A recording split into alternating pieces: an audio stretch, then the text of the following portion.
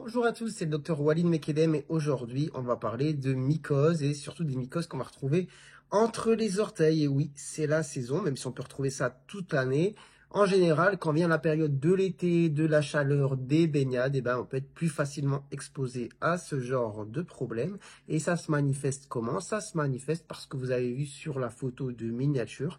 En général, on va avoir parfois une rougeur qui va arriver au niveau de la région entre les orteils. Ça va démanger. Ça peut évoluer avec une sorte d'enduit blanchâtre et ça peut évoluer jusqu'à la fissure. C'est-à-dire qu'on écarte les orteils et vraiment, on n'en comprend pas. On a l'impression qu'on s'est coupé, qu'on s'est blessé entre les orteils. Donc forcément, vous imaginez, ça peut être très désagréable. Alors, il y a différentes souches, on va dire, qui sont mises en jeu. Des fois, c'est ce qu'on appelle les dermatophytes. Il y a il y a différents noms, je ne vais pas entrer dans les détails. Et des fois, il y a ce qu'on appelle les candidats.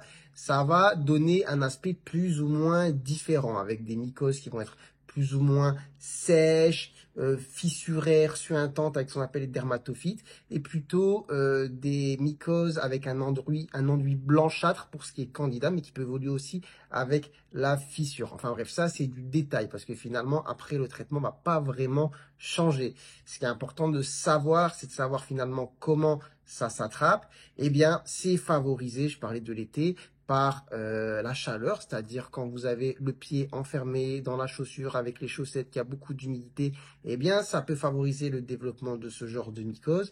Il y a aussi l'exposition répétée dans les piscines, sur les sols, dans les vestiaires de salles de sport, mais ça peut être aussi une exposition avec quelqu'un qui a eu justement ce genre de problème, qui a marché par terre, vous avez marché dessus. Enfin bref, il y a une exposition voilà, qui se fait, on va dire, d'homme à homme, et il y a une exposition plutôt indirecte avec l'environnement. Et après, il y a des choses qui vont faire que ça va favoriser le développement, et comme je l'ai dit, la chaleur, la macération, l'humidité. On peut aussi avoir des problèmes de santé qui vont amener à favoriser le développement de la mycose, comme par exemple le diabète. Et après, on va répondre à une question, est-ce que c'est dangereux? Ça dépend finalement pour qui. En général, la mycose classique, c'est pas vraiment un grand problème, c'est juste très dérangeant, ça va amener à de grosses démangeaisons ou fissures. Et du coup, on va traiter ça avec, en général, des crèmes anti-mycose. Par contre, chez certaines personnes, effectivement, ça peut être un vrai problème, ça peut être dangereux, surtout si par exemple on a du diabète ou donc on a un terrain d'immunodépression. En fait, ça peut être la porte d'entrée d'une infection plus sévère qu'on va appeler l'érysipèle, c'est-à-dire que ça va être une infection pour le coup bactérienne de la jambe qui va remonter. Et là, l'érysipèle, ça peut faire décompenser pas mal de choses chez une personne.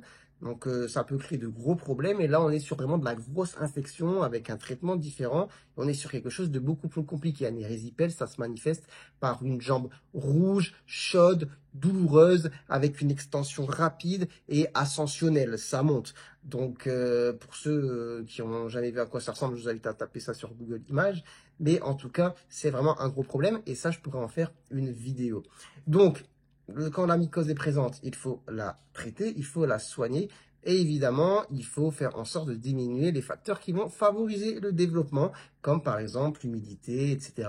Il faut bien se sécher entre les orteils. Il ne faut pas, voilà, je me rince les pieds, je mets une chaussette ou je mets le pied dans la chaussure. Parce que surtout, ça dépend un petit peu de la morphologie de chacun. Mais vous voyez, il y a des gens qui ont les orteils très serrés. Il y en a qui ont les orteils plus ou moins écartés. Mais vous voyez, par exemple, si vous avez les orteils très serrés, que vous avez l'eau qui est à l'intérieur, que ça reste coincé, que ça frotte, qui fait chaud, voilà, ça favorise vachement ce genre de problème.